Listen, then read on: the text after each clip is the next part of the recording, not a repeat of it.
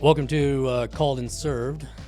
Today we have a very special guest, Nathan, who just got off his mission, and we'll talk to him today. But before we talk, I want to say thank you to everybody that subscribed. Merry Christmas to you. We got a little festive here, trying to get more festive, but definitely grateful for everybody that's subscribed. I really appreciate it. I think we're up to 328 subscribers. I've looked at the views on the videos, and they keep going up, and I'm just amazed at how well this is starting to take off, and I just love talking to returned missionaries, for the church. So, but today, like I said, we have Nathan, who just got back. Literally, how long ago? Last week. Last week. So you came home, and then you did a homecoming talk, I'm assuming. Yep. Yeah. The Sunday following. Yep. My arrival.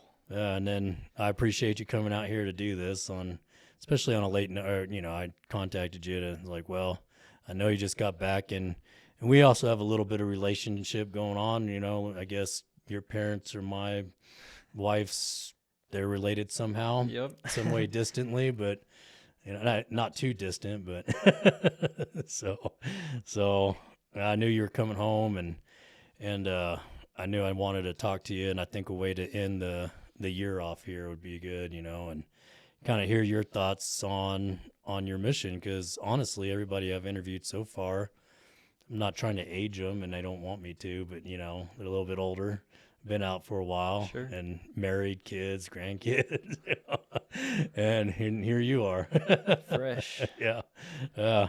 So tell us where you served. Okay, so I served in the Ghana Accra mission, which was in the country of Ghana in West Africa. Yeah. When you thinking about that call when you got it, what was that to you? Because I know you have an interesting story, because did you go first before your cousin, or did your cousin? Yeah, my cousin went first. Did he? Okay. Yeah. So my best friend and my cousin from our little town, he got his mission call to the Ghana Accra West mission. And after he got called, we started talking about my mission. I hadn't put in my papers yet. Yeah. And we just kind of joke around about how I would also get to serve in Ghana with him. We were like, okay, we'll pray every day that we get to go. And so when I finally got to open my mission letter, I was very pleasantly surprised to see that I was also being sent to Ghana. Yeah. It was a different mission, but we were in the same country. Yeah. And we got to overlap at the same time. So I was super excited to receive the call. Did you guys actually get to see each other out on the mission, or? We did. We met Really? 2 times. Oh, wow. Like for a mission meeting, or? Once we met each other to do some temple work. And then later we had a combined mission conference with our mission and his mission to hear from Elder Gong. Yeah. Yeah. He came out there? He did. Oh, that's cool. We all got to have listened to him, and those were always fun. We had a combined mission where we had Elder Joseph B. Worthland come out. Wow. Yeah. So, awesome. that was a while back, but... and Richard G. Scott. Okay. So awesome. Yeah. And when you were preparing, I know growing up, you've had some pretty good influences. I mean, just because I know your family personally, but you had some pretty good influences to go serve a mission. Is that something you wanted to do, or how did that come about for you that you wanted to go serve and you knew? Well, I was always kind of interested in the idea. Because it's true, some of my uncles had served, my dad served, I've had cousins, and my older sister served before me. And so I heard a lot about their experiences. Yeah. And I knew that it was pretty beneficial for their lives and their testimonies. And so it's true, I had a desire early on. But once I began to study the scriptures and the teachings of the church for myself, when I was a bit older, right before my mission, I knew that it was important. I needed to go out and do it. Yeah. So How did you prepare yourself? I mean, because you grew up in a pretty traditional church setting, and obviously you went to church and all that good stuff, and read your scriptures and prayed or whatever it may be. But what were some things that you thought were like that you needed to prepare for yourself that might have been more unique to you than the majority of people? Well, I guess when I looked at myself, I knew that if I was going to another country in a different culture, I would need to love the people that I was serving. Yeah. And so I noticed that I was kind of judgy. And that was something I knew I needed to kind of put away. I needed to start looking at people as my brothers and sisters. And that prepared me to go and meet all of the wonderful people I met in Ghana. Yeah, and love is honestly, I think we talked about that with all the other interviews, and it's kind of a recurring theme, right? And I remember on my mission when I showed up, that was one thing. The very first interview that we had one-on-one with the mission president, he was like, "Love the people," and I didn't really catch on to that until maybe a few months later. But like once I did, it was like, okay, this now I understand. Like, yeah, I'm American, but I'm here in their country in Portugal, and getting to experience this. I don't need to go look for the typical hamburger or something. Right. I Right. experience the people that are there, and once I learned how to love the people you're serving, that I was serving and you were serving, it opens up a whole new. I think the spirit is a lot more pronounced during that time. So, but yeah, when you well, that was a good way to honestly to prepare. I mean, and I wish I would have thought of that before. I think when I was going out, I didn't think that I needed to love the people in that sense, and but for you to think of that before going on the mission, I think that's very profound, especially at your age. Because what age did you go out? You went out at 18, right? Yep. Yeah. 18. So, and that was, well, 2 years ago now. But when you were preparing, what was something? Is there anything like your dad or any, kind of instilled in you that you thought would be important for you to bring to your mission, or your mom even? I shouldn't say just your dad. Well, my parents, they definitely helped me to understand the importance of having a testimony of the Book of Mormon. And so they were challenging me to reach Yeah. out and to really try and read it and study it before my mission. And that was wonderful advice. Yeah. Strengthen my testimony before going out. So I really appreciate that from them. Yeah. I think there was two things when I went out. I felt like I had a testimony. Did you feel that way? You had a good testimony in the church, Yeah. But I remember, I remember going out. There was two things that when I joined the church, I was a convert, but biggest thing was like Joseph Smith, and then the Book of Mormon, right? Right. And I remember, man, if I'm going to go out there and teach people about the gospel and that there was a prophet, that restored the gospel, Joseph Smith. When I joined, it almost felt like intuitive, right? Like I was like, okay, yeah, of course Joseph Smith's a prophet. Like, didn't really need to pray about it.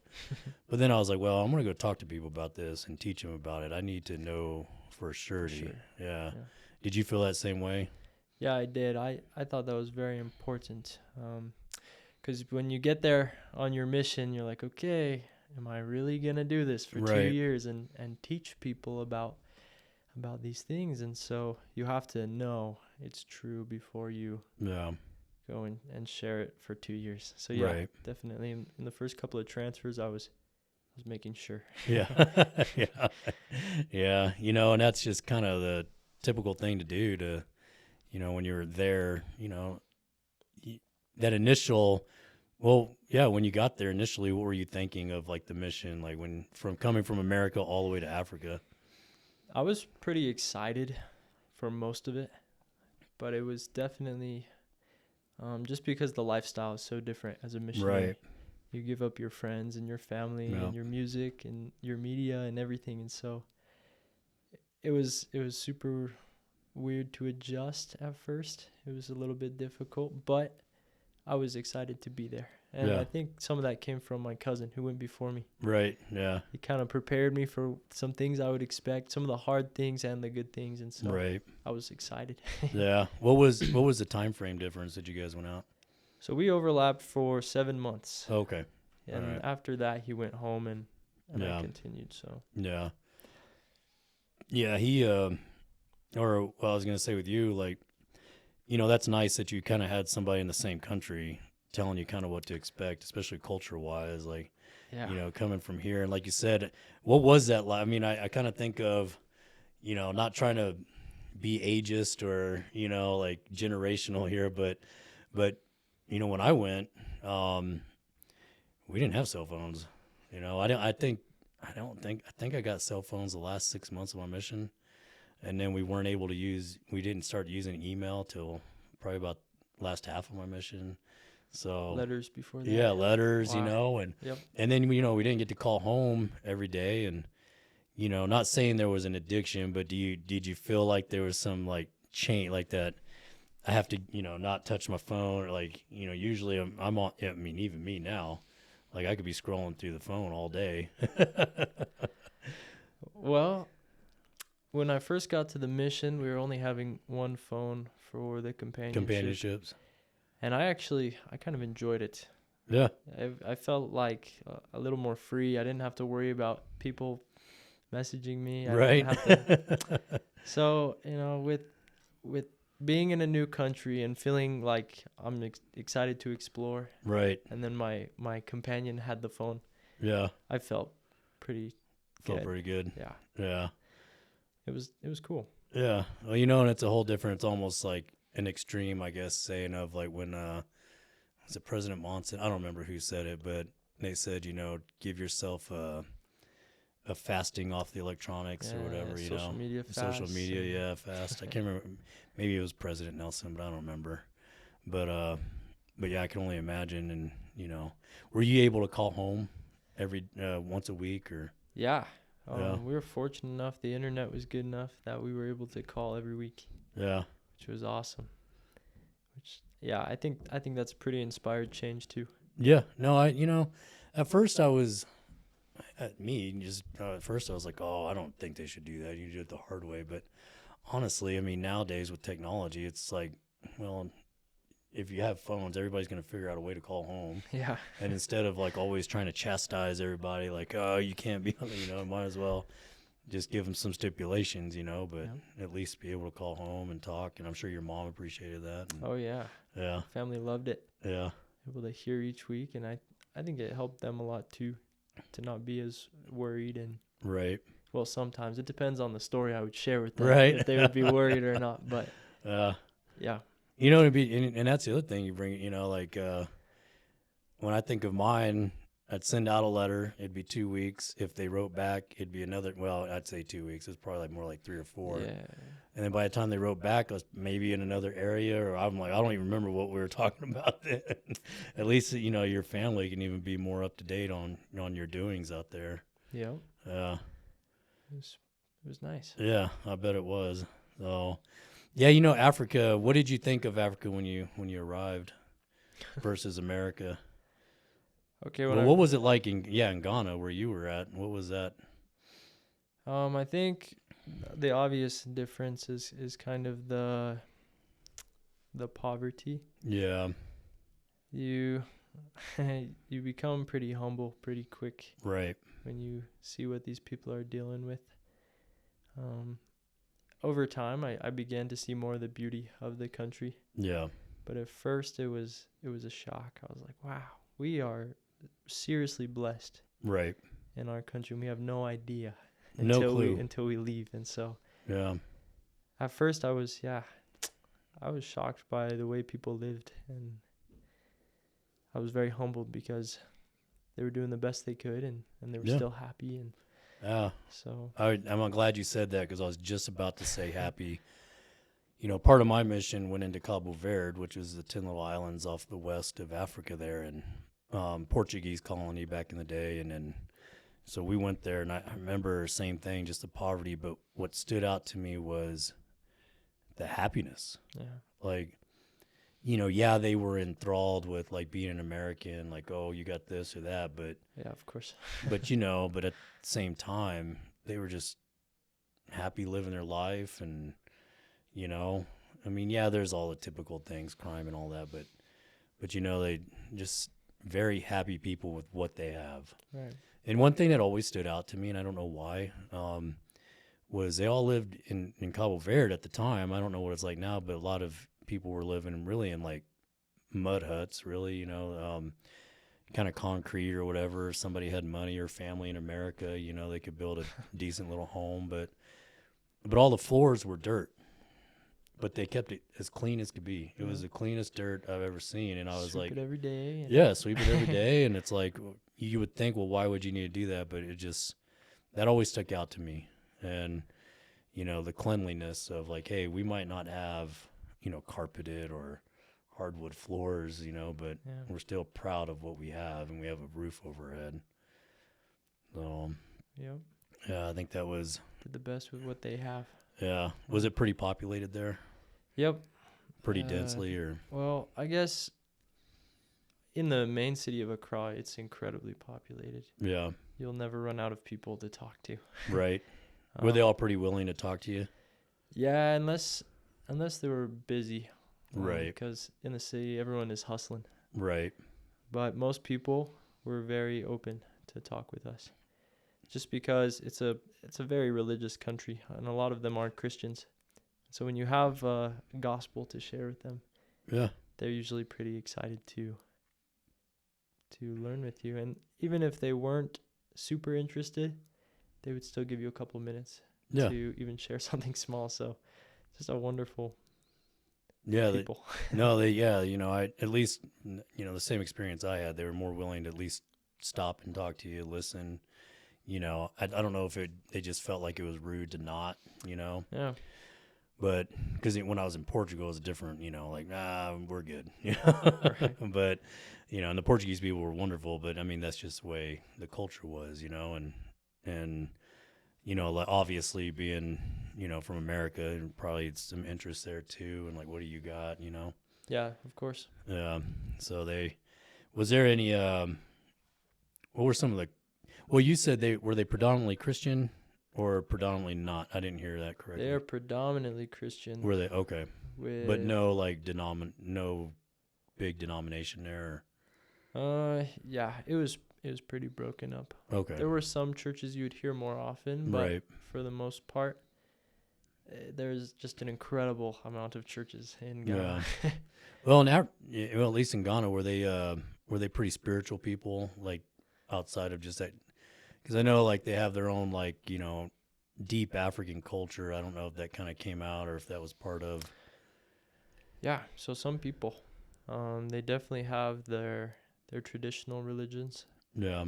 And especially those who were part of royal families of the chiefs and the kings. They would usually have a mix of Christianity and of their traditional religion, right? It was pretty interesting to teach people like that. Yeah. But oh, that's cool. Yeah, I mean, that always fascinated me, just like the way, especially in Africa. I don't know why, just because like the way that they would believe things, and family was important and all that, and that they kept their tradition, but at least when they joined the church, they were able to, accept Christianity, but still maintain their culture, and it wasn't like taken away from it. Yeah. And how was, when you were there, how did you end up at least adapting that culture into your own, like, teaching style? And okay. Well, I tried to jump into the culture as best I could. Yeah. I knew some missionaries who tried to stay as American as they could. Yeah. You always have those few. And they did not see the same kind of blessings and the miracles from those who just learned to adapt to their culture. Right. The people respond really well when they see that you're trying to, I guess, kind of be like them. Right. Yeah. In the way that we would do yard work the same way they would do yard work. Yeah. We would pick up a couple words from their local languages, and yeah, it was wonderful. The people, they just really appreciate it. They realize that you're not there for maybe an alternative motive, but you enjoy their culture and you want to be with them. Yeah, you want to emulate that, and show that, hey, like, I'm here, might be temporary, but I've got the same pride that you do. Right. Language-wise, you bring that up. I was going to ask you, did you have to learn another language for Ghana, or was it English-speaking? So the national language is English. Okay. But, of course, each tribe in Ghana has their own language. And even some of the languages had different... they were technically called the same language, but because of their location, they had different. So I learned part and pieces of their languages. Yeah. But predominantly it was English. English speaking. Yeah. Because they were, I don't know the history of Ghana, but we were talking a little bit briefly before starting this. They were an English colony, weren't they? Yep. From the UK. Okay. Yeah. And that would make sense. And then your east and west borders were French colonies. Yeah. Cabo Verde was a Portuguese colony, Angola, I think, was Portuguese. I want to say Madagascar, also Portuguese. So, I mean, a lot of places there have a lot of, their own language, but then they have, like, the colonization, too, that happened. So picked up both. Yeah. That's cool. I mean, so that being said, did you have to spend... How long did you have to stay in the MTC before you went out? So I came out around Christmas time, and they actually didn't want missionaries traveling that last week before Christmas. And so my MTC was only about 12 to 13 days. Oh, okay. It was super fast. Yeah. They got us in there, and they kind of shoved all of our material into those 2 weeks. Right. And then kicked us out the door. So I had a good experience with the things that they taught, but it was definitely a little stressful. Yeah. Oh, I bet. Put you on hard. Well, I spent 2 months. Right. And actually we went out, at least month wise, I went late November, came back about the same time now. Okay. Right before Christmas. And, but when I was in the MTC, I was there for Thanksgiving and Christmas. And yeah, that was, I was there 2 months, but trying to learn a language, it was like, here's a fire hydrant, figure it out. Yeah. Yeah, I couldn't imagine. How was the MTC experience for you? Did you? Yeah, it was good. I think it helped me a little bit to adjust to the culture as well. Our MTC had a bunch of people from Africa. And so that was kind of our first interaction with the people of Africa. And so it was good for the culture to begin trying to hear the way they speak English, and also try and talk to them the way they would hear you. And then, of course, they had some really good talks that they shared, and the teachers, they did their very best, and they did well. Yeah, it always amazes me how well the MTC puts that together and immerses you the correct way. Yeah. I think, honestly, the MTC... I can't say this is true or not, but I've heard like a lot of like government agencies emulate that or try to, how the MTC does language or cultural introductions and stuff. So that's cool that you got to see it. And I don't know if, and I don't talk to you a lot, but I don't know if this is it sounds like you have a little dialect from Ghana that you picked up. Yeah, probably. Yeah. We would definitely try and change our voices a little bit to help them understand us. Yep. So. Oh, yeah, I did that in Portugal. Yeah. And when I went to Africa, because it was different, because in Africa, Portuguese was their government language, but they spoke a dialect of Portuguese, which were Creole. Creole, yeah. Creole version of it. And, you try to pick up that just the way they talk and The accent. yeah, the accent. So, especially like if you're like Nigerian speak, they have a very predominant pronunciation on words and stuff. And so I was kind of just picking it up now. I was like, I wonder if that's, I don't know, if that's like kind of the Ghana dialect in English. But yeah, so, but when you were there and you were teaching, how did you use the Spirit to guide you to find or prepare those who were ready for baptism? Well, there's a lot of the work you do before you go out is what prepares you. Making sure that we were doing our studies and we were praying together. Yeah. So one companion specifically, he was one that had come on and I was training him, and we studied together and prayed more than any of my other companions. It was wonderful. And the Lord, he helped us in that area. We found and taught more people than I had anywhere else. And Yep. yeah, and It was obvious. right. Yeah. Yeah, and that's one of the things that is also, well, I mean, everything's important, but when I've asked everybody else, like, the best times on the mission is when they were working hard, and that included prepping, in the morning. That was something that, my very first, my trainer, he instilled in me, but at first I didn't really, like, all right, man, like, I didn't understand it. I was like, what are we doing? But once I finally gained a testimony of that myself, and I was like, okay, the importance of preparing, getting up on time. The mission president ain't there to wake you up. Right.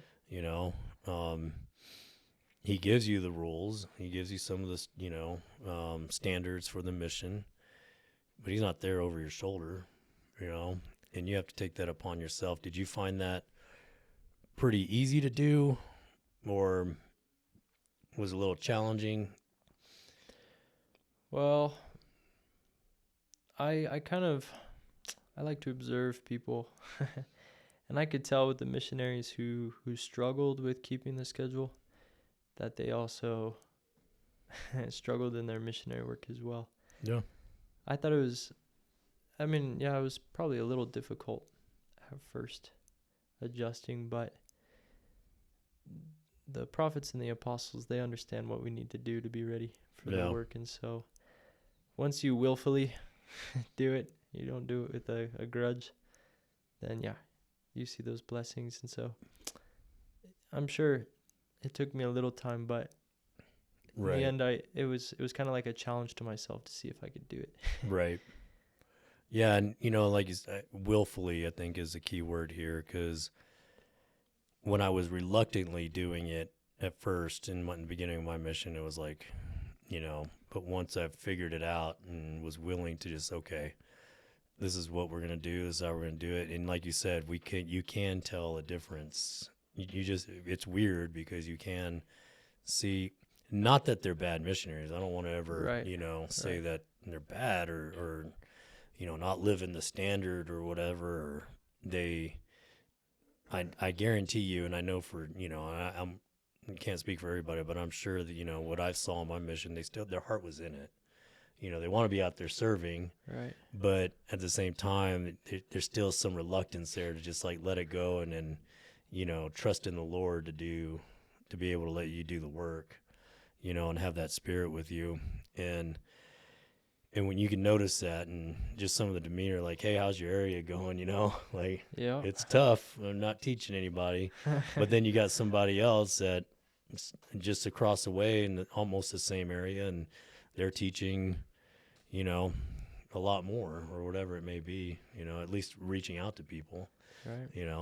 And not that defines a missionary, right? Like, so I don't ever want that to be, when people listen, I don't want them to think like, that's what defines a missionary. It's not all about the numbers. No, it's not. Right. Not. How did you manage that expectation out there? Because, like, there's a level of numbers that just, it's almost like a goal to get out and stuff. Exactly. But like, but to give yourself a little grace, like, hey, we're still making an impact. Yeah. So it's true the numbers were there. They're still important because they help us to try harder. Yeah. We are very goal oriented, Right. which is good. That's how you progress. But yeah, it does come to a point where you think a lot less about the numbers and you just do it because of the love Yeah. that you have for the people and for God. And so, yeah, we we do track the numbers and we try to do our best. But obviously, a successful missionary is when their heart is in the work. Yeah. Because everyone else, the people you teach, the people that come to church, it's all in their own agency. Right. And so if you base all your success off other people's agency, then it'll be probably pretty discouraging. But if you will judge it off of your own intent. Why are you there? Why do you serve? Then you can be a successful missionary. Yeah. And, a lot of people like to compare themselves and, oh, why are they doing this or that? And it's like, just think, focus on yourself, what you're doing, Yeah, I mean, a famous saying, I don't know who said it or what quote, but, comparison is the thief of all joy. Yeah. And we'd have a lot of people that, they were numbers focused, but in reality is like, as long as you're getting out there, Sister Missionaries amazed me. They could go out and teach anyone. Yeah. I don't know if it was the same out there, but yeah, it was. They could work miracles. Yeah, those sisters. They can. It was in Portugal. It's predominantly Catholic. 90% 98 probably. Wow. And it'd be hard for us. But you got two big white American males knocking on your door in a white shirt and tie. Yeah. But then it can be kind of off-putting. Like, are you the tax collector or what? So, but Sister Missionaries, when we were there, they could always we would do the numbers at night and we're like, oh yeah, sisters would be like, yeah, we just taught like 20 discussions today. And we're like, what? Yeah.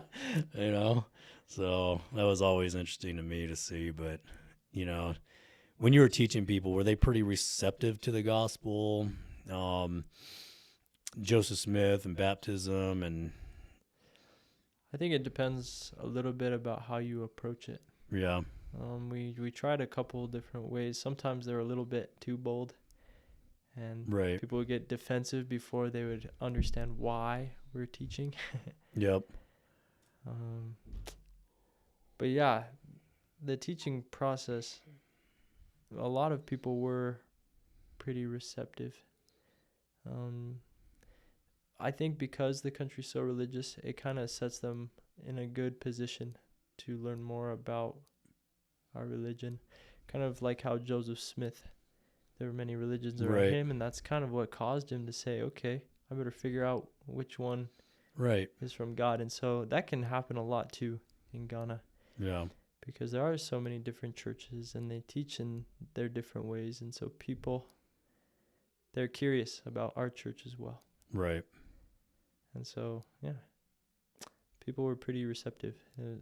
God has definitely prepared them and their culture too. It's fit for the gospel. Yeah, and especially I think that curiosity is they just wanted to know, and then once they felt the fruits, and understood that of the Spirit, I almost feel like, you can tell me differently, but I almost feel like once, especially in Africa, well, at least where I was at, when they joined the church, boy, they were in it 100%. And I don't, you always had one, but, but I mean, for the most part, it was always such a positive, effect, because they were in it, and that was it. And it just seemed like they really, really grasped it. Did you notice that any, or? Yeah, it depends on the person. Going to church is part of their culture, and so sometimes they would just come because that's what you do. Yeah.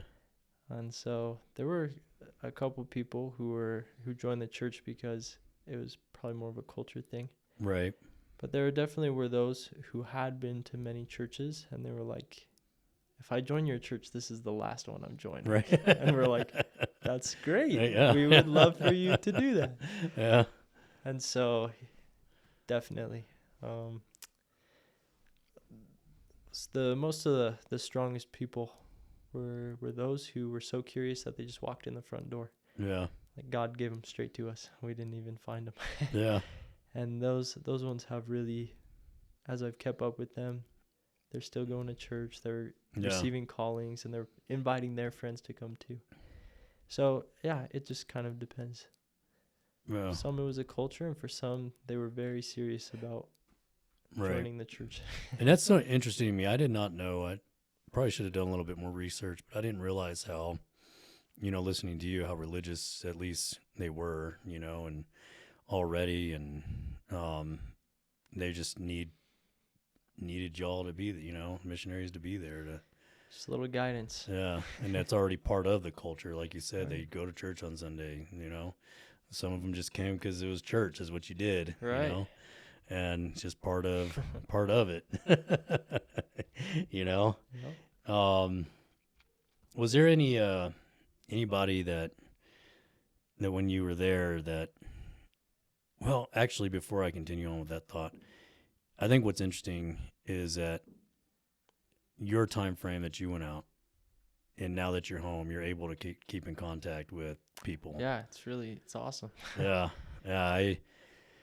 I didn't have that. Yeah. And, I have pictures, but I don't remember, I can remember a few names, but, those are fading over time. And, trying to find people is like trying to find a needle in a haystack. Yeah. But now that you've already got it with Facebook or Instagram, I'm assuming they had that there.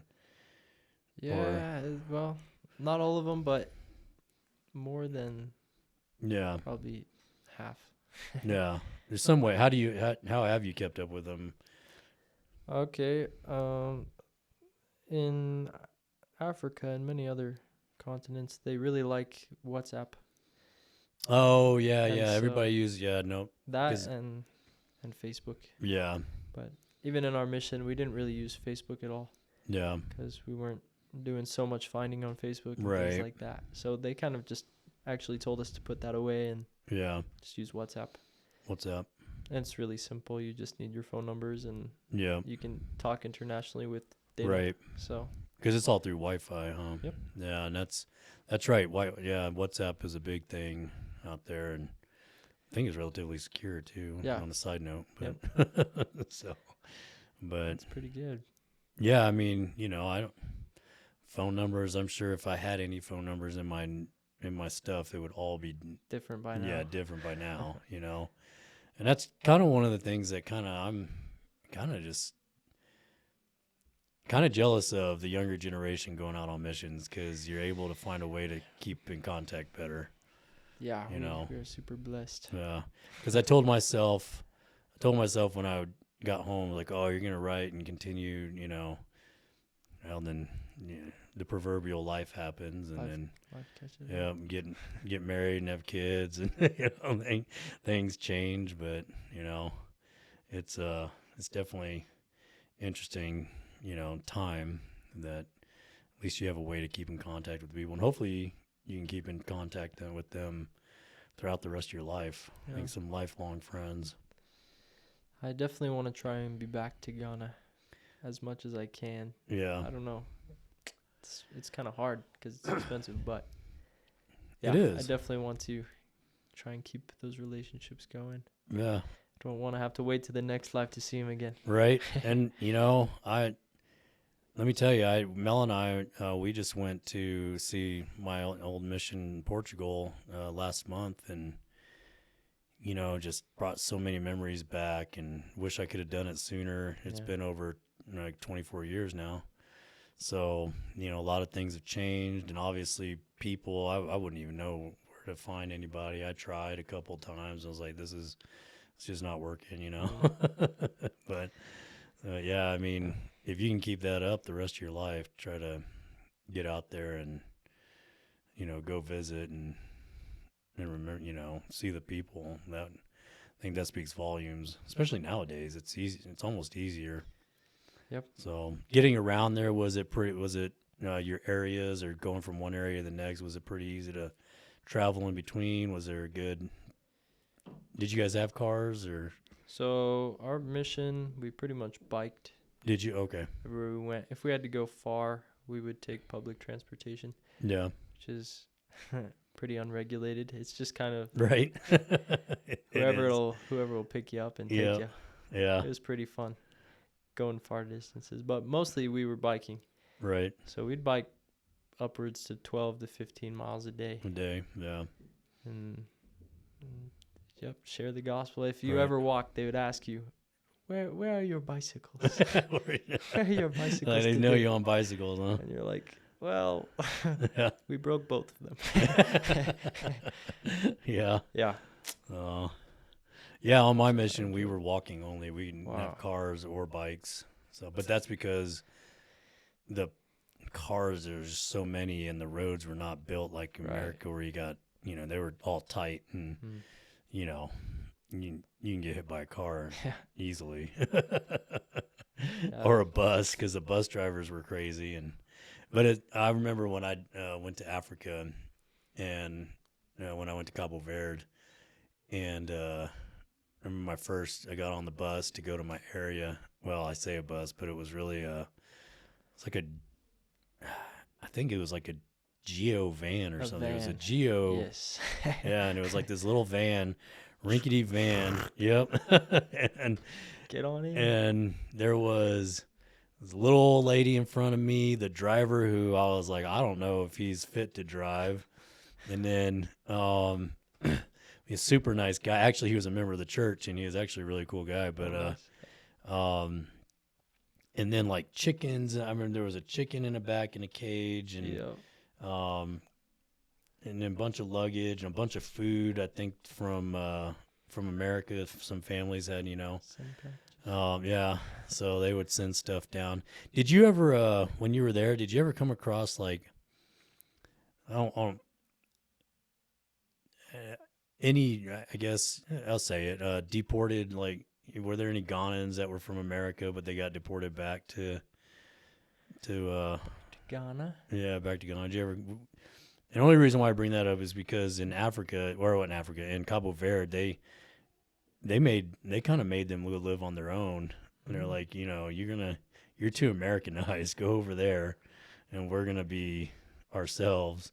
I didn't know if that was if you ever came across that. And not too much. I didn't meet very many people who had actually been to America and got sent back. There were, I guess there was an old lady who used to live in America, and she had worked there for many years. Yeah.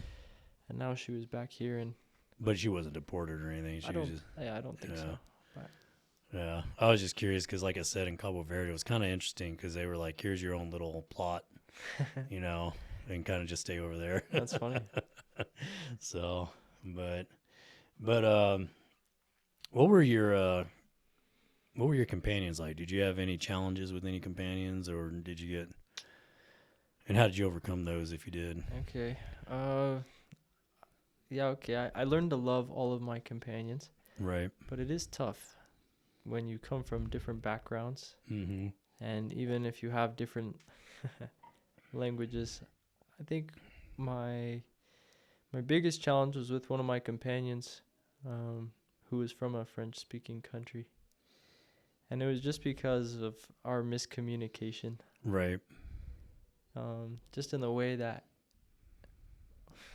we would speak and how he would understand it. I would think I'm saying something that's okay. And then he'd be offended out of nowhere, and I'm like, oh, I'm sorry. Like, yeah. Yeah. And then, of course, there are others who would kind of take over a little more, and you'd have to learn to sit back a little and be patient. And so I guess one of the greatest things I learned for having better unity and more love as a companionship was to serve your companion. Even if you were mad at him some days, or if they were doing something you didn't like, if you would humble yourself and serve them, you would feel much better, and then they would feel better too because you've done something nice for them. Right.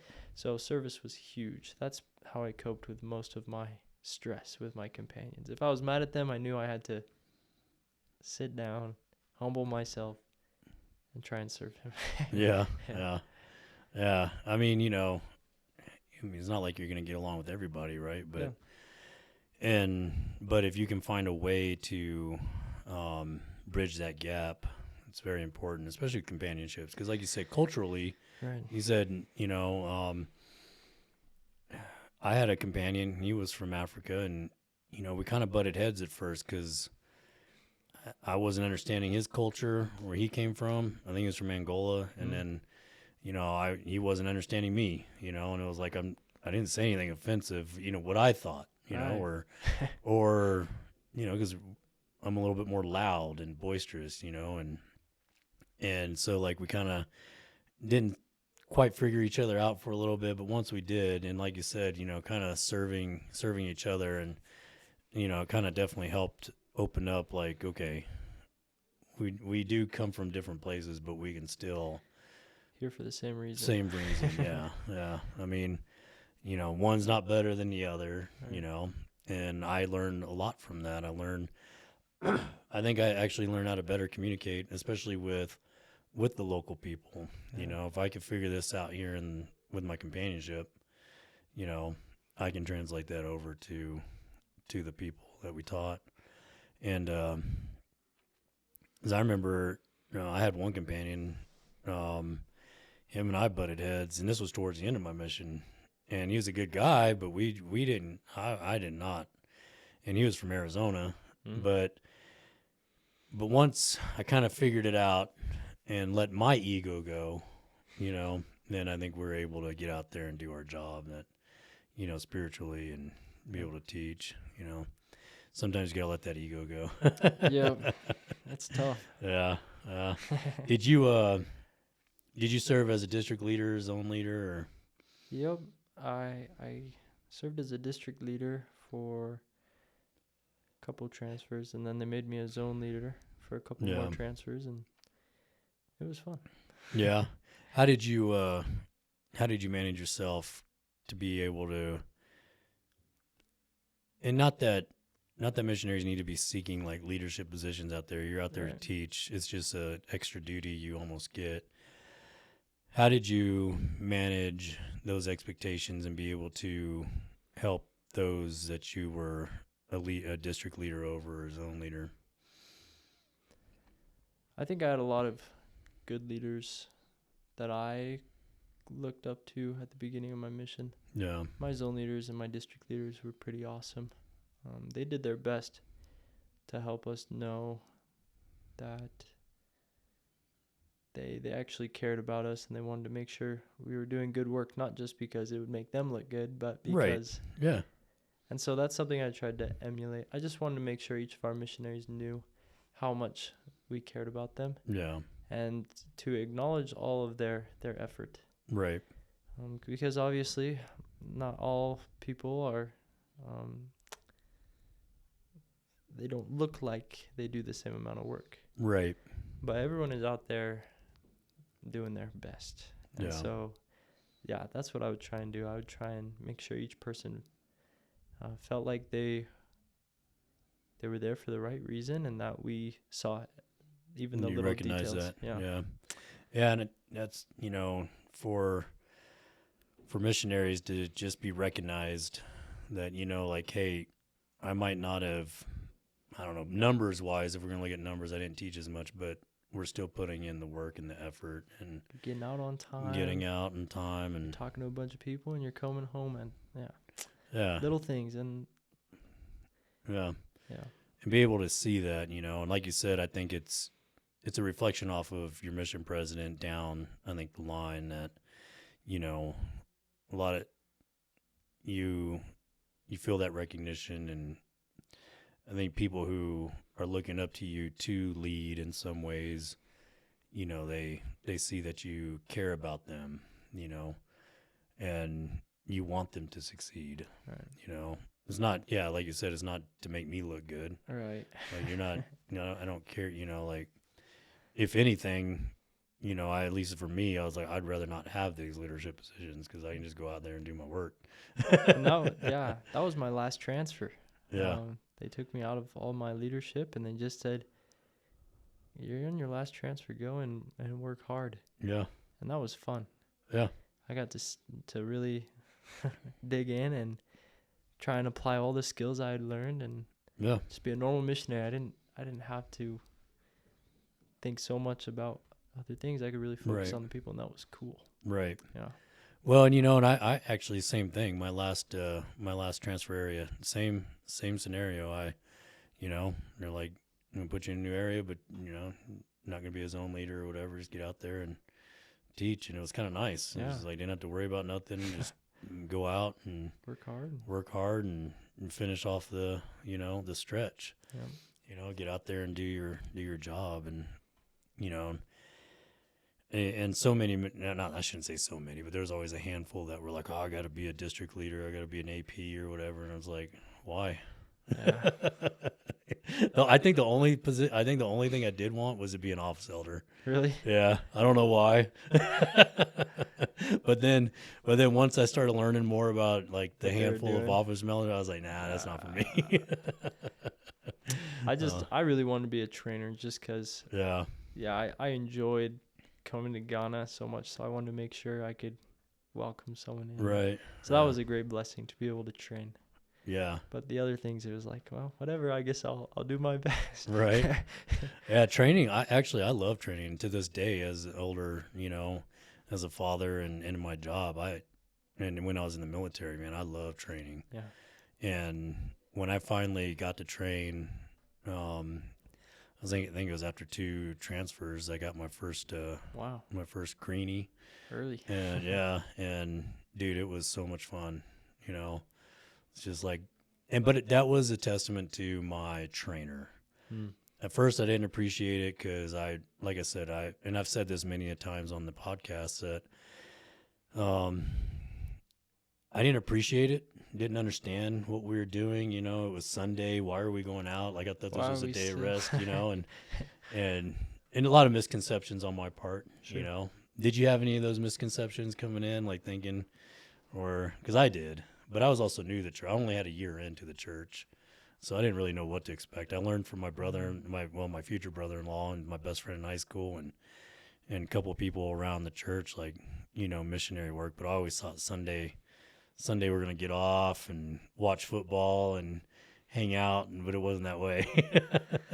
Yeah, I think both Sunday and P-Day was kind of like that because it is weird. Yeah. But once you realize that, okay, we are serving people, it's good to serve on the Sabbath. Yeah. That kind of faded away. Yep. But it was definitely weird. We definitely got a little more relaxed on Sundays. Yeah. And set up as many appointments, and we'd always sleep after church for a little bit, just to get going again. But our P days, I kind of expected a lot more fun. Yeah. Because some of my friends in the States and other missionaries I've heard about, they do some pretty cool stuff on P Day. Right. And I eventually figured it out where I could go and do some fun stuff. But there was a lot of preparation for the week just because of where we were at. Yeah. And even just washing our clothes with me and my companion, it would take more than half the day. Right. To get everything washed and rinsed and dried. And groceries on P-Day. Right. And that's what we always did. But eventually we learned to manage our time a little better. And of course we had fun. But, yeah. Well, and that's what P-Day, it's like, it's your personal day, but I really. thought it was going to be free. Yeah. No. I thought the same thing. I was like, what are we doing? Why are we working? But, I'll tell you, that's what made me a trainer early on, was because of my trainer. And he was so, back when I served, we had the discussions, which were 6 total. And, we had to memorize those in Portuguese. Wow. And man, he wouldn't let me. We couldn't walk down the street and be like, "All right, recite the next," start learning, figuring it out. And I'm like, I can't even remember what. I don't even know what the language is yet, And he just kept forcing me, and but finally, yeah, that was one misconception I had going out. I was like, this is gonna be football Sundays Yep. and just be the same thing. But Ah, no, you got to get out there and teach. You don't have time. I mean, honestly, you got not at all. 2 years goes by so fast. Yep. You know, when when the end came up, I was like, I don't want to leave. I can do another year. Yeah. And I almost wished I could. I was like, can I stay? Another year. 'Cause I just love doing it so much. But you know, you have 2 years, and you don't have time to sit there and worry about all that other stuff. Teaching the gospel to people and being in their homes and talking to them about the Book of Mormon. How would you teach them so that they could feel the Spirit and understand that the Book of Mormon is another testament of Jesus Christ? Were they even aware of the Book of Mormon, or? Yeah. Okay. So our church out in Ghana has people have some misconceptions. Yeah. The Mormon sounds very similar to Mammon. Okay. And so a lot of people would say, "Why do you have a money book? A book of Oh, really? money?" And they would have some weird ideas about the Book of Mormon. Right. Also, a lot of the people we taught couldn't read very well. Yeah. And so it really depends on who you're teaching. But we would just help them to understand how present Christ is in the Book of Mormon, because they love Jesus Christ so much in that country. Yeah. And they're a little bit standoffish that you're bringing them another book other than the Bible. Yeah. But once you could sit down and read it to those who would understand just about Christ, then they would usually accept it. Yeah. That there was a guy we taught right before I left. We knocked at his gate, and his wife told us that she was busy, but he was coming down the road, and he stopped us and told us he had worked with the church for a while as a construction worker. Yeah. And kind of an engineer.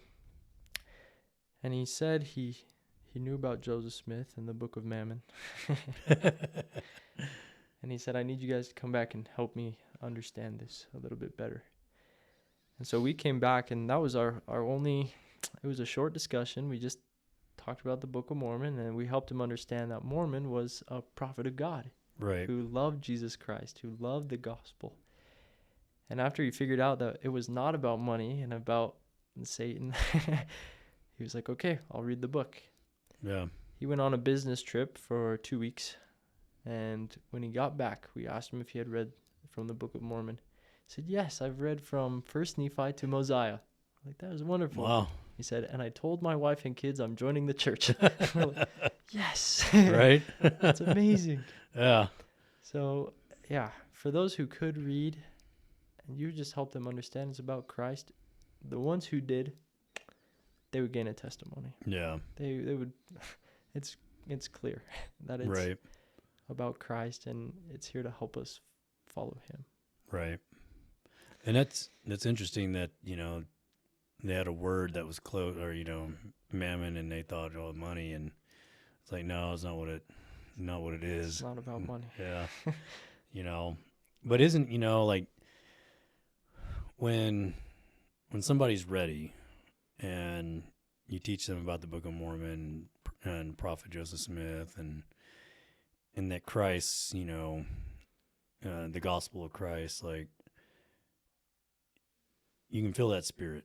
Yeah. And just like this gentleman here, he could have easily went on his business trip and not read anything. He didn't, what compelled him to, or, what spirit did he feel? Did he, and then he comes back and he's like, "Yep, I'm ready. Let's do this, and, I guess that would be kind of hard though. I didn't think of that with, a little bit more impoverished country, but also literacy wasn't,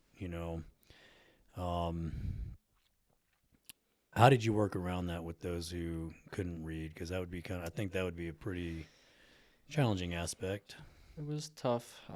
We would do our best to teach with visual aid. Yeah.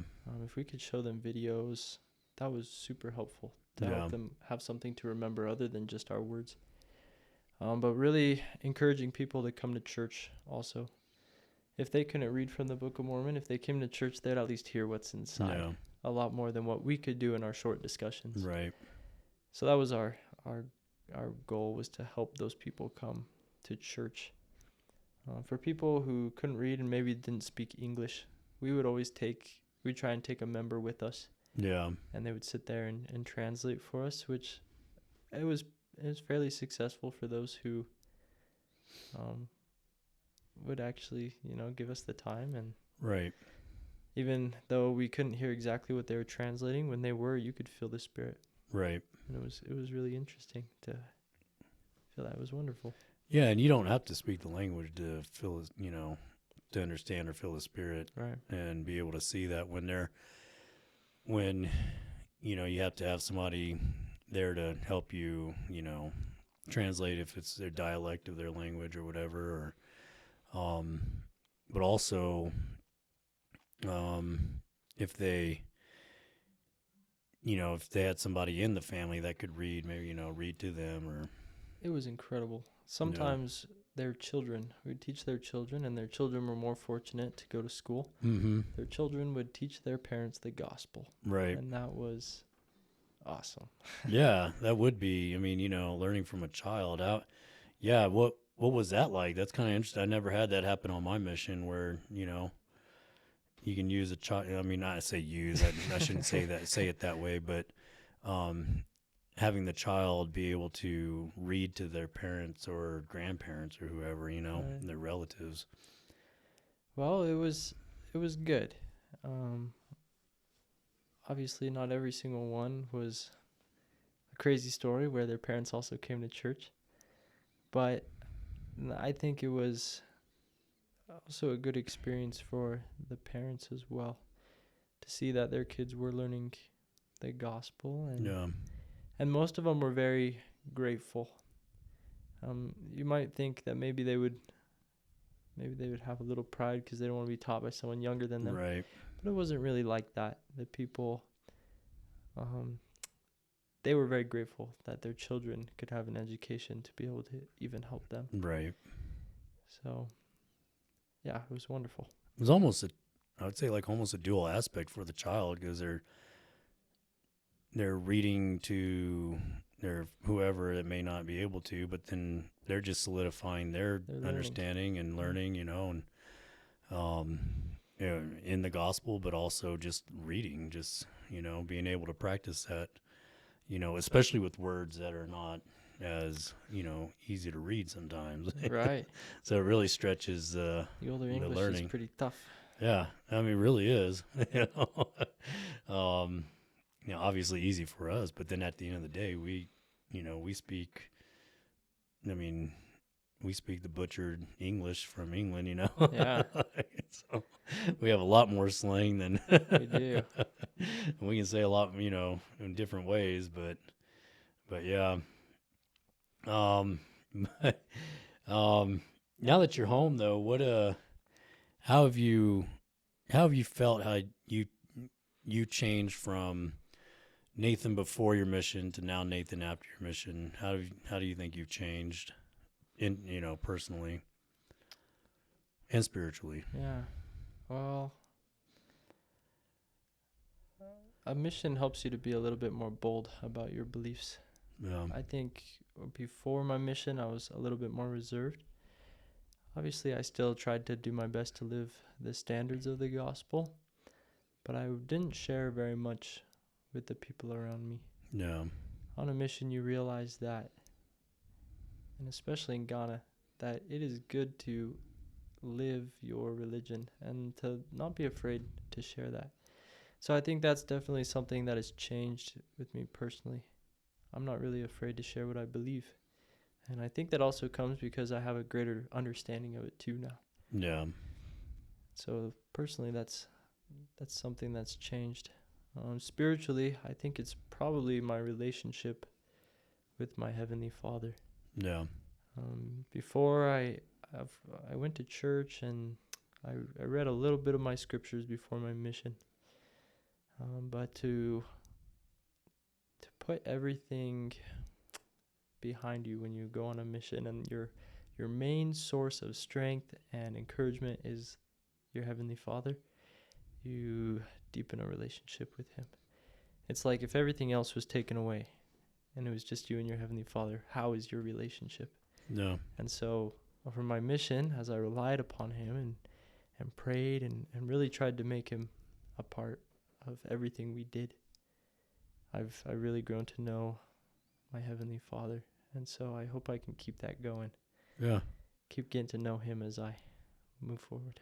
Right. I know, especially, I mean, you're so young. Yeah. You know, I've got a lot to learn still. And yeah. But you know, that being bold too, I don't think anybody's ashamed. It's just, you know, maybe shy or whatever, but having that boldness to not be scared of, you know, your beliefs or, you know, what your testimony is, you know. And I learned that lesson from my brother. He joined the church after me, and probably 15 years ago now. Wow. Maybe. But that was one thing he taught me. He later on, I think we talked maybe a few years back, and I don't remember when, but he's just like, this is who I am, and this is what I am, and I'm not ashamed to, you know. He's very bold about it. And one thing I admire about him is, you know, we talked about that being shy. Like, he's like, we need to ask our grandmother if we can do a baptism for a family member in the temple. And I was like, nah, I'm not. I was like, yeah, okay, yeah, maybe I'll bring it up. And I was just like, I don't know, man.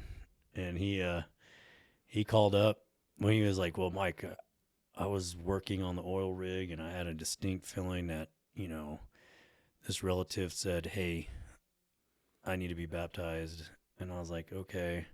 And he called up my grandmother, and he was like, hey, this is what I want to do. She didn't understand it. Yeah. She kept asking me, but like at the same time, I was like, wow, he really took that leap of faith. Yeah. Because I was scared of the rejection. Right. You know, like I didn't want to have to try to defend or, you know, explain, but he was just straightforward. And my grandmother was like, I don't understand it, but as long as, you know, that's what you believe, and that's how I respect that. And she was like, so yeah, Sure. you know, she gave us that permission. That's you awesome. know, and we have yet to do it because we want to meet up and, you know, do it together at the temple. But, you know, like, yeah, being bold is in a good way, right? You can't be, you know, Not overbearing. right? Not Yeah. overbearing, or, you know, where people are going to be turned off to, you know, but I'm gonna soften their hearts. Yeah. Harden their heart. yeah,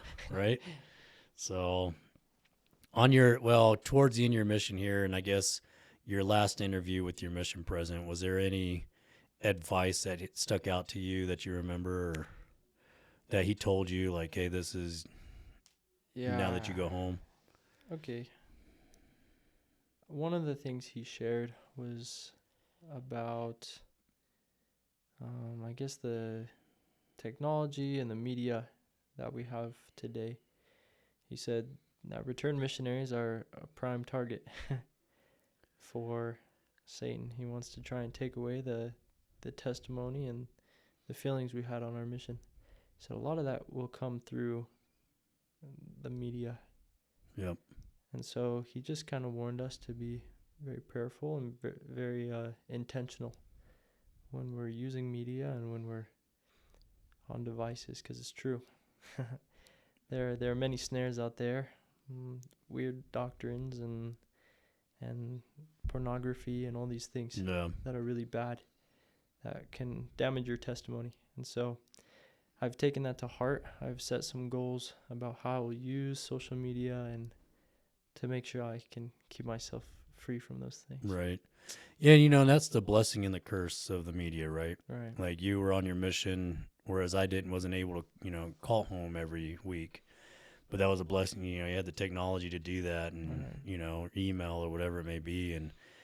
But then also there is that double-edged sword where, you come home, you don't carry that same mantle anymore. You've been released as a missionary, and and Satan definitely wants to grasp and take you down, and to be able to set those goals and standards, but also give yourself grace and understand that, like, yeah, I might have faltered here or there, whatever it may be, but Right. I'm still strong enough to overcome it. I mean, we're not perfect. Right. We're going to make mistakes. Yeah, we're going to make mistakes and recognize that, right? Like, I always, sometimes some people I always see, especially young missionaries who come home, like, I'm going to do everything exactly the same way I did. And then they don't. And then they feel as though they failed. And then it's like, oh, I can't do anything. It's like, give yourself a little grace, breathe a little bit. Like, you'll be fine. Okay.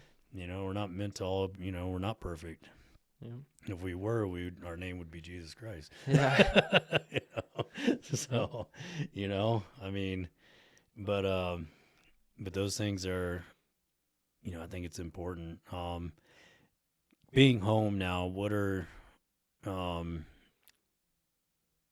what are your goals now that you plan on doing in your future life here? I mean, you have a whole life ahead of you, Yeah. And so much to do, but what are some of your future plans here? I definitely want to further my education a little bit. Yeah. I'm gonna continue at the community college that I started before my mission, get my associate's degree, and then I'm gonna jump into a trade. I'll probably go the electrical route and become an electrician. Yeah. That's where I'll start, but I enjoy the trades. I enjoy working with my hands, and so I think that's a good way to go for me. Yeah. Other goals, I hope to get married one day, right, and have a family, and yeah. So, well, did your mission president talk about that any? Yep, he did. Yeah, mine did. He sure did. And I think most of them do. It's good. Yeah. Not that you need to go get married tomorrow, but right. Yeah, definitely is a future plan to find an eternal partner. Yep. So, I know, that was one of the things that stuck out to me is like, yeah, you got your new mission is go home and find an eternal companion. I'm like, give me some time there. Yeah. And in my case, it didn't last long. It was only, I got home, met my wife at the airport that I didn't know I was going to marry. Oh, wow. Started dating. That was Mel. And then, I think 3 or 4 months later, we were getting married. Wow. There you go. So, I mean, it was super quick. So, but not that you need to do that, but how do you think, serving your mission, let's kind of progress to the future here. How do you think you want to continue that same, so your future kids can know the importance of your testimony and your mission that you served? Yeah, I think it's very important to share about your mission. Obviously, there were hard days, there were hard things, but when we focus on the positive experiences and on the things that help us to grow our testimony, and we share that with others, it helps a lot. I really appreciated my father, who did well to share about how much joy he got from serving a mission. And so I would definitely try and share that with my kids. Yeah. Let them see the pictures, let them enjoy the stories. Right. And hopefully help them have that desire. Even if at first they're just going for the story, you come out with a testimony. Yeah. And so I'll do my best to share that with them. That sharing, I think, that's what inspired me to go. I remember when I joined the church, my best friend, my future brother-in-law, he baptized me, and I heard about missionary work, and because he was wanting to go, or planning to go, and all his brothers and then everybody else in the ward, we were pretty much from the same ward up there in Rye, and just some members shared so much about their missions. I don't remember if your parents were there at the time. I don't think so. I think they moved back to Rye later on. But I remember just everybody telling me about their mission and how much it changed them, and and how much they matured in the church, matured as a person, and that was something I wanted, you know. And even what even inspired me even more were those who didn't serve, didn't have an opportunity because they either joined later, Sure. um, whatever reason, their personal life didn't go, but they were, came back to the church. They just didn't get that opportunity, or didn't go for whatever reason. Not for me, not important, right? But they would talk about how they knew had the importance of a mission and going to serve, and that was always eye opening to me. I think important. When your dad, when I finally met your family, I think for the first time, getting to know them, obviously, because we're related, um, I know how important mission is for him, and he's always been strong on that missionary board at the church. Yeah. Yeah, putting pictures up, and and where everybody served, and so I don't know if he's just taking that on himself or what, or if that was him and Aaron that kind of combated that together. But to listen to your dad share his stories, serving in the UK, it's always, from the stories I've heard, like, oh, they were important to me. And I think Yeah. sharing and continuing to share those things with your future kids, and knowing, and they knowing that how important it was for you in your life, that they can hopefully see that too. Yeah. So, before we finish up here, I have this question. It's kind of, I always pose this. This is like usually the last question I always ask, but when I was, Mel and I, we've had some missionaries your age that come into the house and they're going home. And we've had a handful ask, well, Brother McGee, how do you stay active? And it's always been a hard question for me to answer, and I don't really have a good answer. But what, you being just right back, how do you think you're going to, at least some advice you would give returning missionaries just like you, like, hey, how can you continue staying active and not letting the social media, not letting the world start taking over and letting Satan get that grasp on you? How do you think you'd be able to combat that, I guess? So one of, I guess the scriptures are part of the deeper reason that I'm converted. It's because of the scriptures. I think our personal study is super important. It gives us the opportunity to remember the reason why we live the gospel and the importance it is in not just this life but in eternity, keeping that eternal perspective. And that's easily found in the scriptures.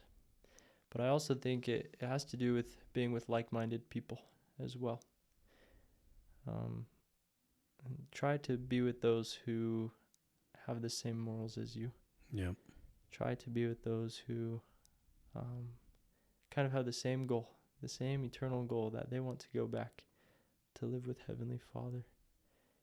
It's not always easy to stand alone. And so it's good to stay close to those who are also like-minded and could help you. I guess even when you begin to fall, they'll hopefully pick you up. Right.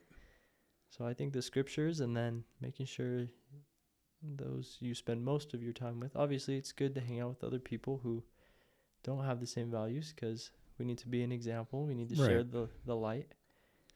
But make sure you have very choice relationships with those who also are trying to keep the faith. Yeah. Yeah, you don't want to be so isolated that people see you as different. Some weird, Yeah. some weirdo. Right. Yeah. Still want to be, relatable, and Yeah. but yeah, you're right.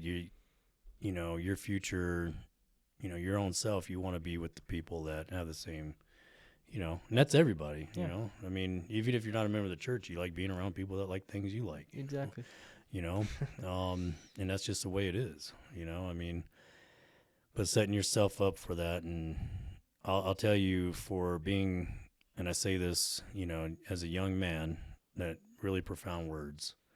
that you just spoke there, to be able to set yourself apart, you know, and continue living the gospel. And, you know, like I said, it's just kind of interesting when you get that question, and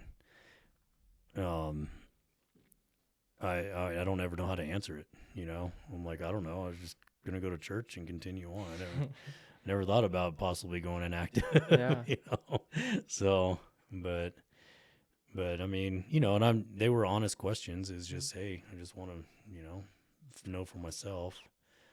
You know, and other thing I always add on to that is just give yourself grace. Yeah. You know, don't be so hard on yourself. Patient. You know, it's not always going to be perfect, and things are always going to happen, and everybody's life is different. They all come from different circumstances. Yep. So, and like you saw in Africa, you can see the poorest of the people, I guess you could say, but yet they were the richest because they were so happy. Sure. You know, and that's what I saw in Cabo Verde. You know, they loved what they had. And I remember, you know, before we finish here, I remember they would get stuff from America because they had a lot of family in America. A lot of Cabo Verdeans lived in Boston. Yeah, for whatever reason. But that's kind of where they all went. But they'd get a bunch of food, and they would never eat it. It'd like raviolis and all that, but they'd give it to us, and we're like, yes, give me the raviolis. but they would just be like, this is horrible. So they're like, just give us the beans and corn and you know, stuff that we have. But it's just nice seeing when you go to another country, especially Ghana. I would say, you know, a poor country, but yet you can see that you don't need much in life to be happy. Yep. You don't need a big home. You don't need the fanciest of cars, the best clothing. You can make do with what you have and be perfectly happy, and that's all that Heavenly Father wants.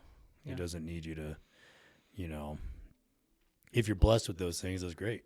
You know, you live your life. Give thanks and keep going. Yeah, exactly.